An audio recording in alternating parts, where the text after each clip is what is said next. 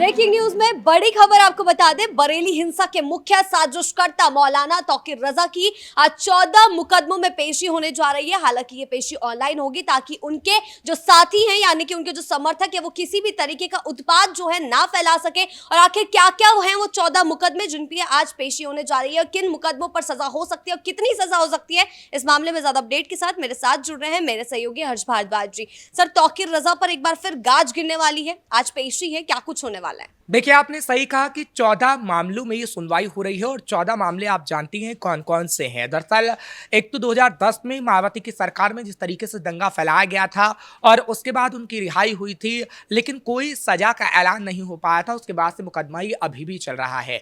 दूसरा, कई ऐसे बयान हैं जिसके चलते ये मामले चल रहे हैं, चाहे फिर दिल्ली के जहांगीरपुरी मस्जिद को लेकर भड़काऊ बयान देना हो या फिर CAA NRC को लेकर भड़काऊ बयान देना हो। और हम देख रहे हैं कि अब जब बरेली के अंदर मुख्य साजिशकर्ता के तौर पर यह पाया गया और FIR में इसका नाम आया, उसके बाद कैसे लगातार इस पर सुनवाई हो रही है। हालांकि 2 बार पहले सुनवाई हो चुकी है, जब हमने देखा है कि पुलिस ने रिमांड पर मौलाना तौकीर रजा को लिया है और मौलाना तौकीर रजा ने कई गहरे राज खोले हैं कि किस तरीके से डॉक्टर नफीस या फिर नदीम ने इस साजिश को अंजाम देने की कोशिश की और उसका मुख्य साजिशकर्ता मौलाना तौकीर रजा था। हालांकि ऑनलाइन पेशी होने जा रही है और इस ऑनलाइन पेशी के बाद हम देखेंगे कि कोर्ट की तरफ से कोई बड़ा फैसला लिया जा सकता है। वो बड़ा फैसला क्या होगा?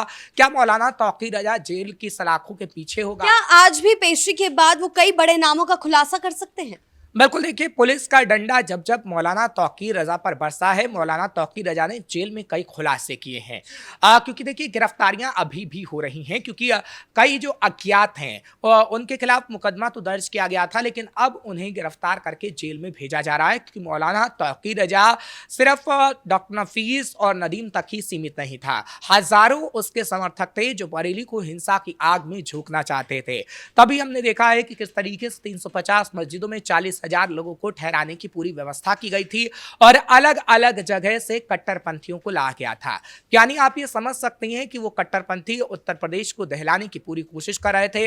बरेली के बाद कोई और दूसरा इलाका भी हो सकता था जहां पर वो दहलाने की कोशिश करते, लेकिन गनीमत ये रही कि बरेली के अंदर ही हमने देखा कि पुलिस ने पूरी व्यवस्थाओं को संभाल लिया और मौलाना तौकीर रजा पर डंडे बरसाने का काम किया है। अगर मौलाना तौकीर रजा पर डंडे ना बरसाए जाते तो मौलाना तौकीर रजा ठीक वैसे ही जैसे समाजवादी पार्टी की सरकार और बसपा की सरकार में जेल से छूट जाता था और बार बार उत्तर प्रदेश में कर्फ्यू लगता था, वैसे हालात पैदा होते। लेकिन अब उत्तर प्रदेश में ऐसे हालात पैदा नहीं होते हैं। हाँ, आप ये ठीक कह रहे हैं कि कोई बड़ा फैसला आ सकता है और अगर कोर्ट की तरफ से कोई भी बड़ा फैसला आएगा वो ये दर्शाएगा कि मौलाना तौकीर रजा ने जिस तरीके से अपराध किया उसकी सजा उसे मिली है और आगे आने वाले समय में कोई भी मौलाना ऐसी हरकत नहीं कर पाएगा। जी, जिस तरीके से बरेली में उत्पात फैलाने की इन्होंने कोशिश की थी, अब इन पर कार्रवाई की जा रही है, तो योगी सरकार का साफ कहना है कि किसी भी उपद्रवी को बख्शा नहीं जाएगा, उनका सीधा सीधा जहन्नुम का टिकट कटेगा। बिल्कुल, देखिए, योगी आदित्यनाथ बार बार ही कहते रहे हैं कि कोई भी कट्टरपंथी हो, कोई भी मौलाना हो जो इस तरह की हरकत करेगा वो कहीं ना कहीं जेल जाएगा। और योगी आदित्यनाथ की तरफ से हाल ही में भी हमने देखा है किस तरीके से मौलानाओं को चेतावनी देने का काम किया गया। जब वो बिहार में चुनावी रैली कर रहे थे वहां पर भी उन्होंने कहा कि कट्टरपंथी जिस तरीके से उत्पात मचाने की कोशिश करते हैं, अब ऐसा उत्तर प्रदेश में नहीं होता और अगर उत्तर प्रदेश में ऐसा होता है तो उत्तर प्रदेश में बड़ी कार्रवाई होती है। समाजवादी पार्टी की सरकार में ऐसी कोई कार्रवाई नहीं होती थी और ना ही समाजवादी पार्टी ऐसा कोई एग्जाम्पल सेट करती थी जिसका अभी वो बात कह पाए। और अखिलेश यादव लगातार इन कट्टरपंथियों का साथ देने का काम करते थे। अभी भी आप देखिए कि बात अगर मौलाना तौकीर रजा की हो रही है तो आपने बरेली के अंदर देखा है कि कैसे बरेली के अंदर अखिलेश ने जाने की कोशिश की थी। अखिलेश ने बाकायदा एक प्रतिनिधिमंडल भी बनाया था कि वो बरेली के अंदर जाएगा, लेकिन पुलिस की तरफ से उन्हें रोका गया। हाँ, उनके समर्थक में भी काफी लोग उतर आए थे कि तौकीर रजा को बाहर निकालो, प्रतिनिधिमंडल को भी रोक दिया गया था, चाहे वो JR रोमन बर्क वगैरह हो, सभी शामिल थे, उनको भी रोक दिया गया था। देखिए, हालांकि अगर समाजवादी पार्टी की बात करें तो समाजवादी पार्टी की तरफ से ये दोबारा से कहा जा रहा है कि एक प्रतिनिधिमंडल फिर बनाया जाएगा और उसे बरेली भेजा जाएगा। मांग लगातार प्रशासन से कर रहे हैं, हालांकि प्रशासन इसकी अनुमति नहीं दे रहा है। समाजवादी पार्टी ये सवाल उठा रही है कि अब अगर सब कुछ ठीक ठाक है तो आप अब हमें जाने की इजाजत दीजिए, लेकिन अभी वहां पर माहौल पूरी तरीके से ठीक नहीं है और इसी वजह से पुलिस इजाजत नहीं दे रही है। हालांकि पहले हमने देखा था कि कैसे पुलिस की तरफ से बाकायदा चिट्ठियां भेजी गई थी कि आप वहां पर मत आइए, लेकिन मुसलमान नेताओं का चुनाव किया गया कि बरेली में उन्हें भेजा जाएगा। और इकरा हसन ने तो हमने देखा कि कैसे भड़काऊ बयान दिए और समाजवादी पार्टी के सांसद जियाउर रहमान बर्क की तरफ से भी भड़काऊ बयान दिए गए थे। लेकिन योगी राज में अगर कोई भी भड़काऊ बयान देगा और कोई भी उत्पात मचाने की कोशिश करेगा तो उस पर देखते हैं हम कि कार्रवाई होती है। और मौलाना तौकीर रजा की अगर बात करते हैं तो मौलाना तौकीर रजा की गिरफ्तारी हुई थी पिछले दिनों, जिसके बाद इस वक्त जो जेल के अंदर है। लेकिन अब कोर्ट क्या बड़ा फैसला देगा ये देखने वाली बात होगी, क्योंकि 14 मामले कम नहीं होते हैं और उन 14 मामलों में जब सुनवाई हो रही है और एक भी मामले में कोई बड़ा फैसला आता है तो कम से कम वो 4 साल तक तो जेल के अंदर रहेगा ही, और अगर कई मामलों में फैसले आते हैं तो उम्र भर वो जेल में रह सकता है। इस मामले में बुलडोजर एक्शन से लेकर एनकाउंटर एक्शन तक की कार्रवाई हमें देखने को मिली। उनके करीबियों के घर भी तोड़े गए, हॉल तोड़े गए, तो अब आगे चलकर भी ऐसा कुछ देखने को मिलेगा? बिल्कुल, देखिए अभी पुलिस जिस तरीके से उन अज्ञात लोगों पर जिस पे एफआईआर लिखी गई थी उनकी पड़ताल कर रही है, उन्हें खोजने की कोशिश कर रही है और उसके बाद हम देखेंगे कि उनके अवैध संपत्तियों पर बुलडोजर चलता हुआ भी नजर आएगा। क्योंकि डॉक्टर नफीस की बात करें या फिर बात नदीम की करें तो कैसे जो उनके करीबी भी रहे हैं और उनकी जो अवैध संपत्तियां हैं उसको कहीं ना कहीं खंगाला गया और हमने देखा है कि कैसे बुलडोजर तक की कार्रवाई हुई है। देखिए कहीं ना कहीं अपराधियों में खौफ होना बेहद जरूरी है, जो योगी आदित्यनाथ की सरकार रहते आया है। और योगी आदित्यनाथ ने जिस तरीके से कहा था उत्तर प्रदेश की विधानसभा के अंदर ही कि माफियाओं को मिट्टी में मिलाएंगे और कट्टरपंथी कहीं ना कहीं उत्तर प्रदेश छोड़कर जाएंगे, ऐसी तस्वीर उत्तर प्रदेश में आज देखने को मिल रही है जो इससे पहले कभी नहीं देखने को मिली।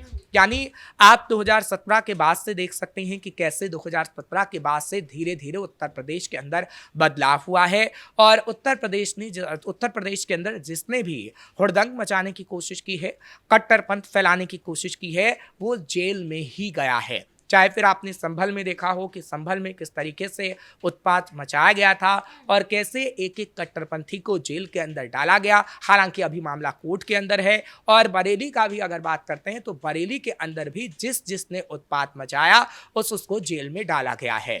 और मौलाना तौकीर रजा तो मुख्य साजिश करता था, जो कि पुलिस की एफआईआर तक कहती है। और अभी जब सुनवाई होगी तो पुलिस आगे रिमांड और बढ़ा सकती है, क्योंकि रिमांड की बात तो लगातार पुलिस ने की है और 2 बार उनकी रिमांड बढ़ी भी है। लेकिन इस मामले में अगर कोई बड़ा फैसला आता है तो तौकीर रजा की मुश्किल बढ़ जाएगी, क्योंकि तौकीर रजा कहीं ना कहीं ये चाहता है कि वो जेल से बाहर निकले। और तौकीर रजा के जो समर्थक हैं वो कह रहे हैं, चुनाव लड़ने की बात भी कह रहे हैं कि हम आगे आने वाले समय में चुनाव लड़ेंगे और कहीं ना कहीं तौकीर रजा को जो गलत तरीके से गिरफ्तार किया है उसके खिलाफ आवाज उठाएंगे। हालांकि समाजवादी पार्टी की तरफ से भी तौकीर रजा को लेकर आवाज उठाई गई। आपने देखा कि दिल्ली के जंतर मंतर तक समाजवादी पार्टी के नेता पहुंचे थे, राष्ट्रपति को ज्ञापन देने की बात भी उन्होंने की थी और साथ ही साथ ये कहा था कि मौलाना तौकीर रजा को गलत तरीके से गिरफ्तार किया गया है। जबकि मौलाना तौकीर रजा मुख्य साजिश करता है और एफआईआर में ये बात कही गई है, पुलिस के पास सारे सबूत हैं, लेकिन समाजवादी पार्टी बार बार मौलाना तौकीर रजा को सही ठहराने की बात कहती रही है। इससे पहले हालांकि जब समाजवादी पार्टी की सरकार थी तो अहम पद उन्हें मिला था। हालांकि जब मुजफ्फरनगर में दंगे हुए थे उसके बाद उन्होंने उस पद से इस्तीफा दे दिया। लेकिन जो समाजवादी पार्टी से जो लिंकअप मौलाना तौकीर रजा से रहा है वो कोई नया नहीं है, वो काफी पुराना है और इसलिए समाजवादी पार्टी मौलाना तौकीर रजा के समर्थन में खड़ी हुई नजर आती है, जिसकी तस्वीर समय समय पर हम देखते हैं। हालांकि सुनवाई के दौरान क्या होगा ये इस पर तो सबकी नजर रहेंगी, लेकिन जिस तरीके से समाजवादी पार्टी यानी समाजवादी पार्टी के नेता जो मौलाना तौकीर रजा का समर्थन कर रहे हैं वो इसी बात को दर्शाता है कि कैसे वो मुसलमान वोट बैंक को लेकर ही मौलाना तौकीर रजा का समर्थन करते हुए नजर आ रहे हैं। लेकिन योगी आदित्यनाथ की तरफ से सख्त और साफ संदेश लगातार दिए गए थे और योगी आदित्यनाथ ने कहा है कि अगर कोई कट्टरपंथी जो उत्पात मचाता है उसका समर्थन करने की भी अगर कोई कोशिश करेगा तो उस पर भी बड़ी कार्रवाई होगी, जो उत्तर प्रदेश में हमें अलग अलग जगह पर देखने को मिली है। आज जो पेशी होगी उसके बाद कई नामों के खुलासे भी वो कर सकते हैं, तो उनके करीबियों पर भी गाज गिरना तय है।